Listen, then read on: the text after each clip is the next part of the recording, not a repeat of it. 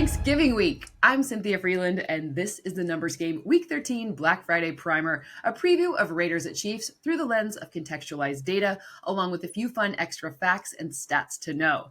Fun fact, I am terrible at shopping. I don't like the commotion, the people, the chaos, none of it, but I do love a good deal, perhaps a little too much. So this episode also has 5 good values for the rest of the season. You will see what I'm talking about at the end. If you're watching this before Thanksgiving, make sure to check out the Turkey Day Primer for breakdowns and matchups for those 3 games. And of course, we have the full episode coming out in a day or so to make sure we cover the rest of the 12 games. I am one of those people who truly loves Thanksgiving leftovers and making them into other things, maybe more than the initial meal. Anyways, that is a good analogy to how I feel about this show.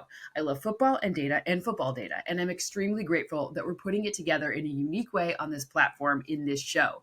Nothing here is a leftover in the negative way of using that word. It is just not quite as polished and perfect in terms of presentation as the main meal served on the main day. Okay, all of that is really just to say, I really love this community. We're bootstrapping together, so thank you. Okay, let's get to it so we can get back to driving retail companies out of the red. Last week, my model went 10-3 straight up, 7 wins and 6 losses against the spread, and 8-5 on totals, bringing my season through 176 games to 67% straight up, 51.1 ATS, and 53.4 on totals. On the Raiders side of things, even though, unfortunately, Gardner Minshew is out for the season, some of the offensive strategy points from last week against a dominant Denver defense could be instructive in terms of what to expect against the Chiefs' stingy defense this week.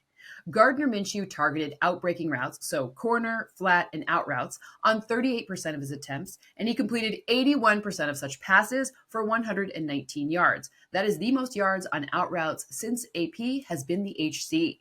We also saw Jacoby Myers haul in 10 passes on 15 targets for 121 yards. Trey Tucker also added 7 grabs for 82 more yards. My point is that Scott and Norv Turner are adapting and evolving the strategy here, and especially considering the running back room was basically all injured and not playing, that was cool to see. With Aiden O'Connell as the starter, and remember, he was the quarterback in their Christmas upset last season, despite not completing a pass in the final 3 quarters of the game, the offense will again look to use creativity. One place they will likely turn? Yeah, all surprises here, Brock Bowers. The rookie leads all tight ends in receptions and receiving yards when sent in motion this season, so he has 24 catches and 215 such yards. He also has the most yak and second most yak over expected at the position with 400 and 108 yards respectively. The Chiefs defense has allowed the most yak to tight ends this season and the 12th most yards after the catch over expected. On Kansas City's side of things, when you are on the short list for being considered the best quarterback of all time, or at least one of them already, there is going to always be a lot of scrutiny around your stats. And Patrick Mahomes is averaging a career low 5.9 air yards per pass attempt. That is also the second lowest rate in the whole league. He's throwing behind the line of scrimmage at a career high 28% rate and throwing deep, meaning 20 plus air yards, at a career low 5.5 rate. The drop-off in his production when pressured is also very sizable. He has the second largest drop-off in the league this season with a completion percentage decrease of 32.8 percentage points when not kept clean. However, we could have seen the inflection point of the season in terms of those trends reversing last week in his performance against the Panthers, where 15 completed 7 of his 10 pass attempts for 122 yards, along with 3 touchdowns on downfield passes. Those are all passes traveling 10 or more air yards. Against the Panthers, he also had a season-high 12.1 completion percentage over expected. And by the way, this was his first game with 3 touchdowns of over 10 air yards since 2020. The other thing we saw from this offense last week was the offensive line allowing Mahomes to be sacked 5 times, which ties a career high for 15. Before that game, the Panthers defense had 12 sacks on the entire season. Now, bringing in DJ Humphries and hopefully getting Isaiah Pacheco back on the field changed the pressure potential in this one, though. And it is also worth noting that in their Week 8 matchup, Max Crosby was held without a pressure on 41 pass rushes. He primarily lined up against right tackle Juwan Taylor. This was only his 5th career game without notching a pressure. Bottom line, the Chiefs finally win by a bigger than expected margin, 29-15. This ranks number 1 in confidence for the week. The Raiders defense has recorded the quickest time to pressure this season at 2.47 seconds, but they only generate pressure at the 5th lowest rate in the league. The Chiefs clinch a playoff berth if they win and either Miami or Denver loses this week. Time for our spicy and bland menu for today. Bland first, remember, these are props that happen in at least 55% of my simulations. Number 1, Travis Kelce to catch more than 5.5 passes. He has the most receptions on the team, that's 68, and he's averaging 6.2 per game. Number 2, Brock Bowers to earn more than 61.5 receiving yards. It's all about motion and the fact that the Chiefs linebackers have crept closer to the line of scrimmage, which means Scott Turner will try to get Bowers into space to earn that yak that we know he can get. And number 3, DeAndre Hopkins to earn more than 41.5 receiving yards. He and Patrick have a nice little rapport going on, as the quarterback has an 81.5 completion percentage and a 140 passer rating when targeting Nuke since he came to the team in Week 8. That is the 4th best duo passer rating in the league. On to the spicies. These happen in at least 48% of sims with enough volatility to make the juice worth the squeeze.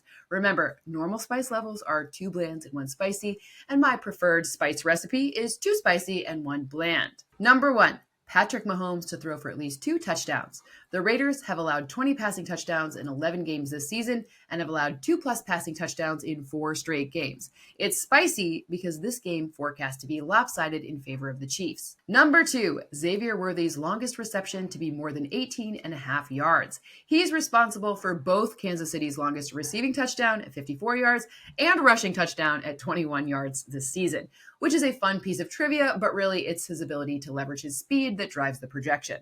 And number 3, a Travis Kelce touchdown. Patrick Mahomes is tied with Len Dawson for the most passing touchdowns in Chiefs history with 237, and Kelce is tied with Tony Gonzalez for the most receiving touchdowns at 76. One more for each, and we get double history. The next touchdown from Mahomes to Kelce is history made together. Before we go, here are your Black Friday deals, as in 5 things I rate as a buy because of their discount relative to their potential market at the end of the season. They get spicier as we move along too. Number 1, Bo Nix to be the Offensive Rookie of the Year. Nix now has 5 games with 2 or more passing touchdowns and 0 interceptions. He also leads the whole NFL with an 8-0 passing touchdown to interception ratio since Week 10, and the Broncos' playoff odds are already over 55%.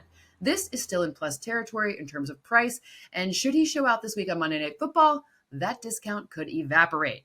Limited time only. Number 2, the Bucs to win the NFC South.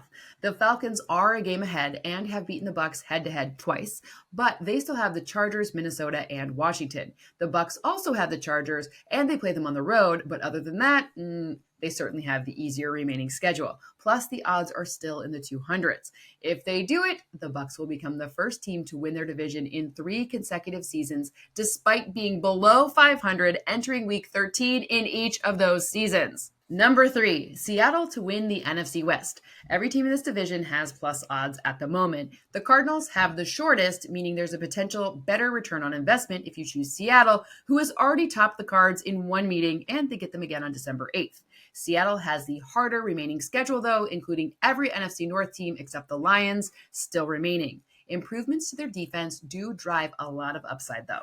Deal number 4 and deal number 5 are intertwined, as they both relate to MVP and Offensive Player of the Year odds. Here's how I'm constructing my rest of the season portfolio.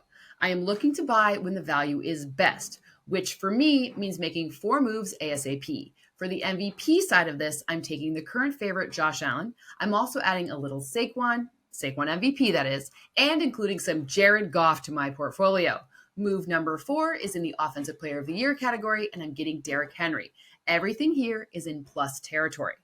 Should the Ravens win this week, it's likely Saquon's odds will get longer for both awards, so I'm waiting to buy the Barkley Offensive Player of the Year dip. Should the Eagles win this week, it will likely make Saquon's MVP odds get shorter, so I'm protected there, and Lamar's MVP odds get longer, meaning there could be a dip to buy there as well. Quarterbacks almost always win MVP, so it's very likely to come down to Jackson, Allen, or Goff. Considering the Lion is at plus 700, this may be the longest odds we see for him this season, which is why I say to pounce on it now. You like my dad joke?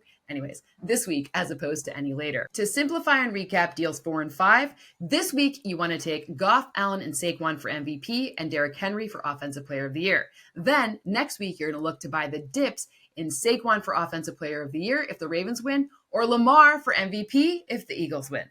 I truly hope all of that makes sense, but I hope even more that your Thanksgiving was awesome and that you're pleasantly full from great food, company, and of course, awesome football. I will see you back here in a day or so to go over the remaining games. Remember, projections, scores, and more will be ready for you to use as you wish on Wednesday, the 27th, and they update every single day when injury reports and news comes out. Thank you for hanging out. And if you like this show, please like, subscribe, and pass it along so we can continue to grow.